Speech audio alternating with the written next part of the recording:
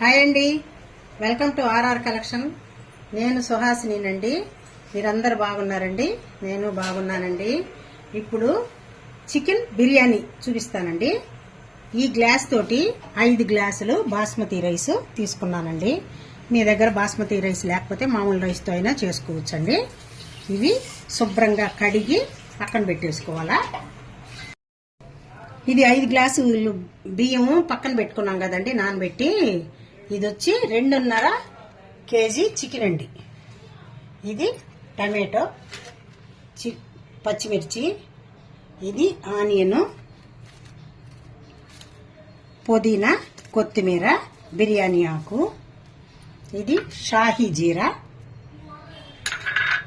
ఇది వచ్చి కల్లుప్పు అండి, రాళ్ళుప్పు అంటారు కదా. ఇది అల్లం వెల్లుల్లి పేస్టు, ఇది కొబ్బరి, ఇది జీడిపప్పు, 1.5 స్పూను ధనియాలు, 1.5 స్పూను గసగసాలు. ఇవి మొత్తం మిక్సీకి వేసేసుకోవాలండి. ఈ కొబ్బరి కూడా మిక్సీకి వేసుకోవాలి.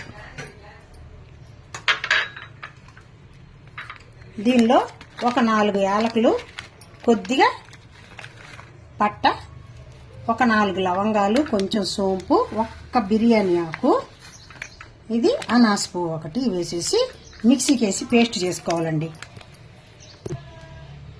ఇప్పుడు దీనిలో మనం వాటర్ గీటర్ ఏమి యాడ్ చేసుకోకుండా ఈ ఆనియన్ కూడా వేసేస్తామండి. కొద్దిగా ఒక ఆనియన్, మళ్ళీ టమాటో, పచ్చిమిర్చి కూడా దీనిలో వేసి మొత్తం పేస్ట్ చేసేసుకొని పక్కన పెట్టుకుందాము. అప్పుడు స్టార్ట్ చేద్దాం.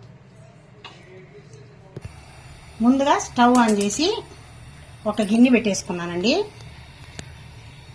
ఆ గిన్నెలో ఫస్ట్ ఆయిల్ వేసుకుంటున్నామండి. అంటే బాగా ఎక్కువ కాబట్టి కొంచెం ఆయిల్ కూడా ఎక్కువ వేసుకోవాలి. ఇప్పుడు బట్టర్ కూడా వేసేసుకోవాలండి. వెన్న వేసేసుకోవాలి. మీ దగ్గర బట్టర్ లేకపోతే ఓన్లీ ఆయిల్ అయినా వేసుకోండి, లేదంటే కొంచెం నెయ్యి అయినా వేసుకోవచ్చు. బటర్ వేగక ముందే ఆనియన్ వేసేసుకోవాలండి. బిర్యానీ ఆకు,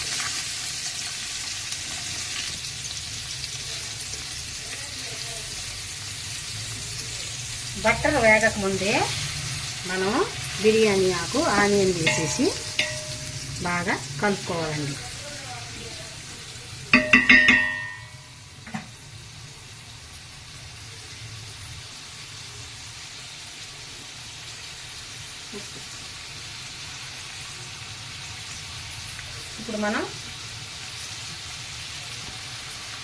ఇప్పుడు నేను ముందుగా చికెన్లో కొద్దిగా కల్లుప్పు 1 స్పూన్ వేసానండి. కొంచెం పసుపు వేసి నానబెట్టి పెట్టుకున్నాను. అందువల్ల ఇప్పుడు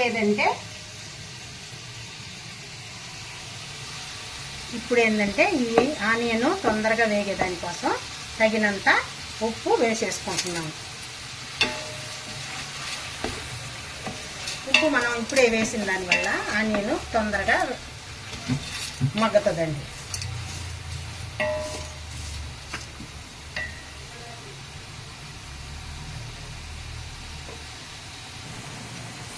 ఇప్పుడు ఆనియన్ వేగేసింది. అల్లం వెల్లుల్లి పేస్ట్ 3 స్పూన్లు వేసేస్తున్నానండి.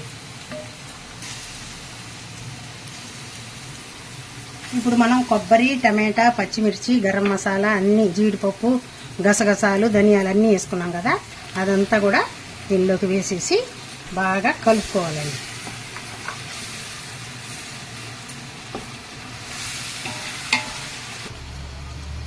ఇప్పుడు మనకి మసాలా అంతా వేగిపోయిందండి. చూడండి, ఆయిల్ అంతా బయటకు వచ్చేస్తూ ఉంది.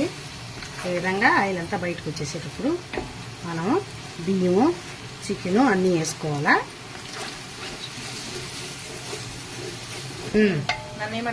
ఇప్పుడు ఈ చికెన్ అంతా మనము ఇందులో వేసేసుకుందామండి.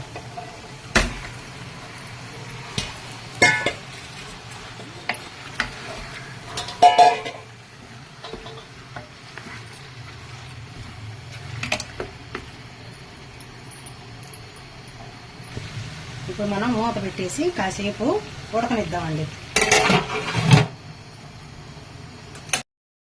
ఇప్పుడు ఇది సగం ఉడికిపోయిందండి.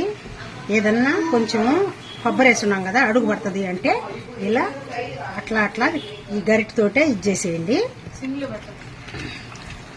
బాగా వచ్చేస్తుంది.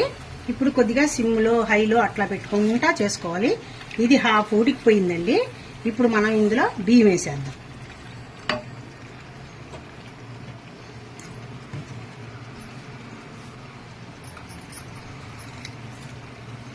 ఈ బియ్యం మొత్తం పోసేద్దాం.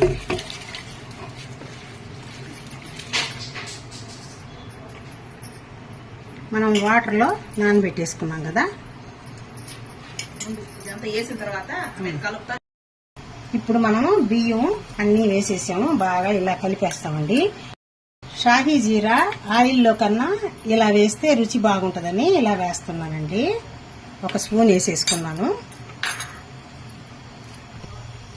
ఇప్పుడు కొత్తిమీర పుదీనా పైనే వేసేస్తున్నానండి.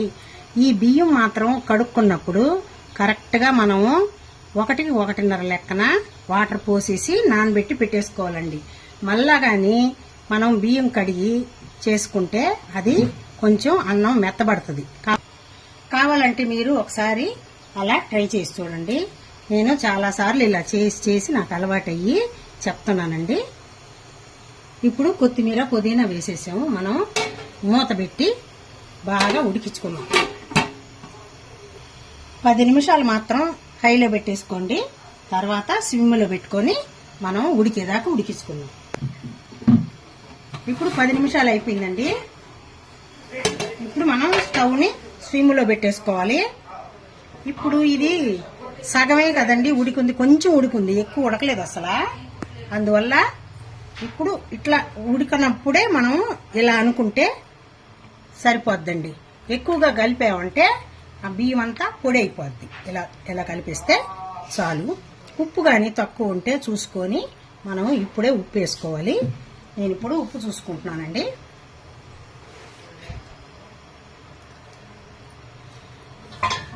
మాకు కొంచెం ఉప్పు తక్కువ ఉంది. ఇప్పుడు కల్లుప్పు నేను కల్లుప్పు ఒక స్పూన్ వేస్తున్నానండి. తక్కువ ఉంది ఉప్పు. వేసేసి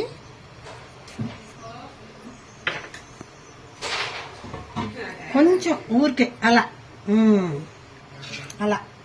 అట్లా కలిపేస్తే ఉప్పు అంతా లోపల కలిసిపోయి సెట్ అయిపోద్దండి. అది ఉడికే లోపల.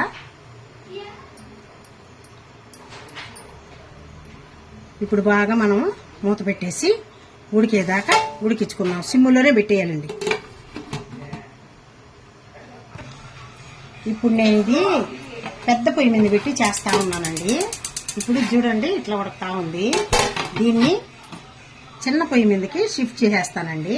ఎందుకంటే అడుగు మాడకుండా బాగా మనకి నీట్గా బాగా వస్తుందండి. ఇప్పుడు చిన్న పొయ్యి మీదకి మార్చేసి పెట్టేశానండి. సిమ్లో పెట్టుకున్నామంటే మనము చాలా నీట్గా అడుగు ఎక్కువ పట్టకుండా బాగా నీట్గా వస్తుంది.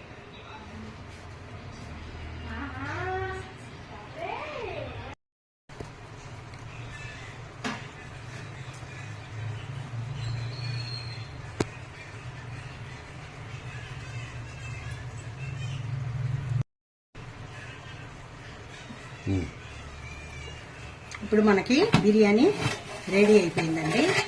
చూడండి ఎంత బాగుందో.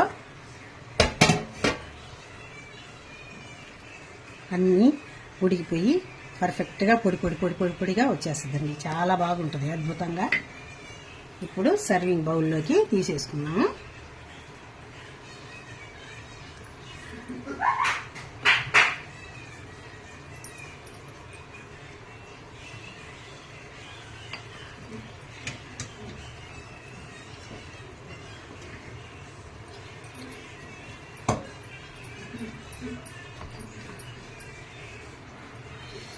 ఇదంతా తీసేసుకున్నామండి.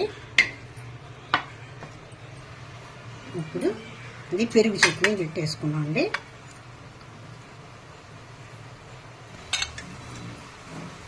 ఇప్పుడు నేను సర్వింగ్ ప్లేట్లోకి తీసేసుకున్నానండి.